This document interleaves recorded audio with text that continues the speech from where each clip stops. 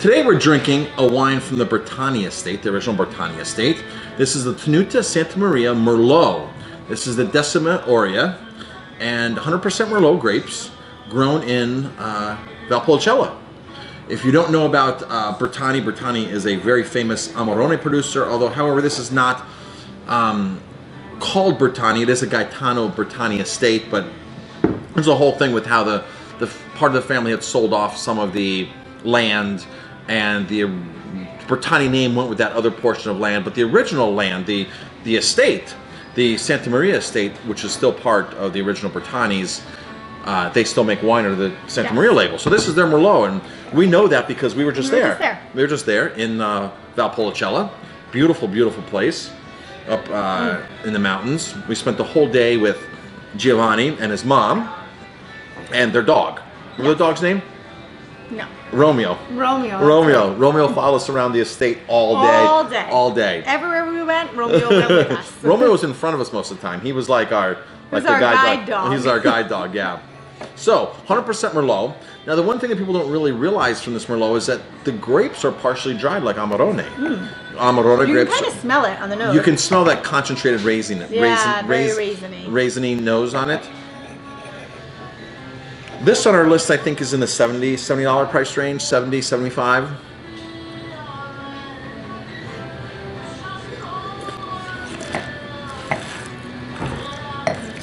It's so rich and creamy almost. It's got like a creaminess to it. You can't think California Merlot. When you hear the word Merlot, do not think California Merlot. Think Italian.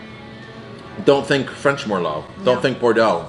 This has that depth and that fruit to it, but also the tannins. Yeah, but they're not heavy tannins though. They come out right at the end, just right at the end. I don't think they're heavy because the fruit is big. Yeah, the fruit is big. The fruit and tannins are both big in here. Very fruity. And it's sort of like a balance back and forth. But there's definitely like fruits like plums in here.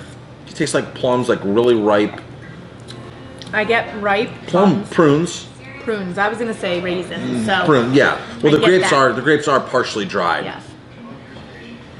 Now, the way they dry the grapes are interesting because a lot of places still, not still, but a lot of places have adopted the more technologically advanced way to do it, where everything's under like a careful eye on the computer and things are monitored and it's all temperature controlled or computer controlled. They're one of the very few estates, only several dozen places in Valpolicella still take the grapes to dry them and make sure the room is ventilated. So they walk into the room and make sure the room's okay, either close the windows or open the windows, not rely upon a computer or a readout to say, oh, this is the temperature that has to go in, this is humidity. So it's the, I don't want to say the ancient, but it's a traditional way that they would make raisinated grapes by a careful eye. So this wine is extremely big. It is big. You have to, I think you have to put it with some food. Yeah, I would say. Now, the interesting thing is that part of Valpolicella is filled with a ton of different cheeses. Really heavy, rich cheeses. So I can see this going with a beautiful piece of cheese. Now, when we were there, I mean, the local cheesemonger there was delicious. The local cheesemonger was not only like a cheesemonger, but he also aged his own cheeses. So he would buy cheeses from people on the countryside and then put them in his cave to age them further. And one of the most interesting cheeses we had there was the one that was the Amarone grapes. They took the Amarone grapes that came out of the fermentation tanks and encased the whole cheese in that, sealed it up, and then aged it for so much longer, which was really, really interesting. But the blue cheeses there were amazing. They were very good. There were some really, really incredible blue cheeses there. And this would go fantastic with a blue cheese, with a Roquefort, and with a Gorgonzola. Cheese.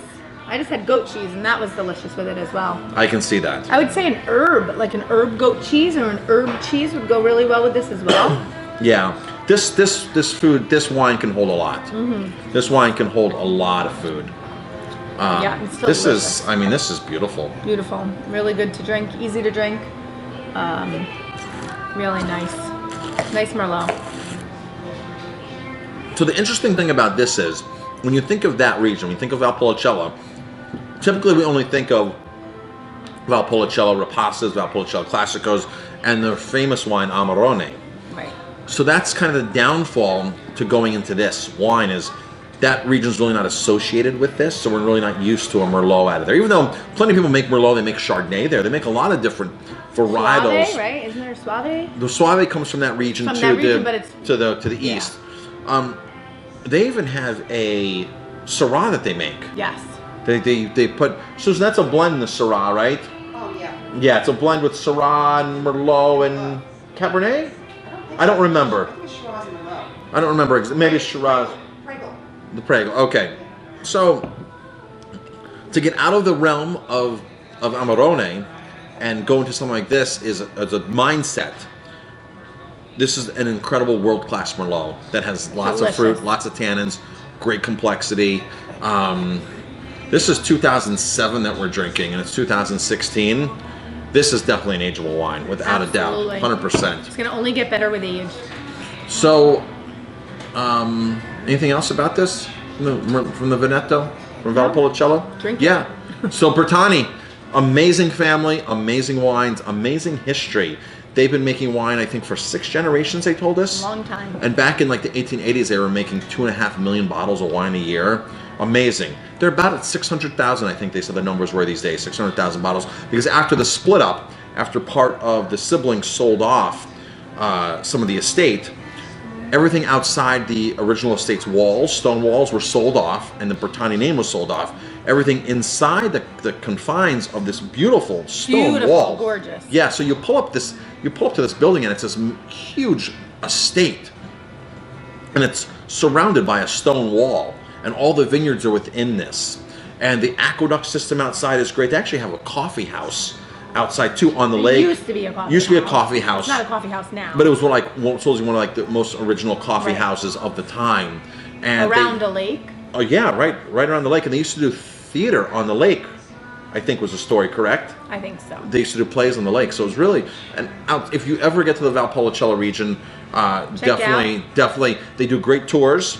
They do fantastic tours, and they have a hotel. They have not really a hotel, but they have rooms coming.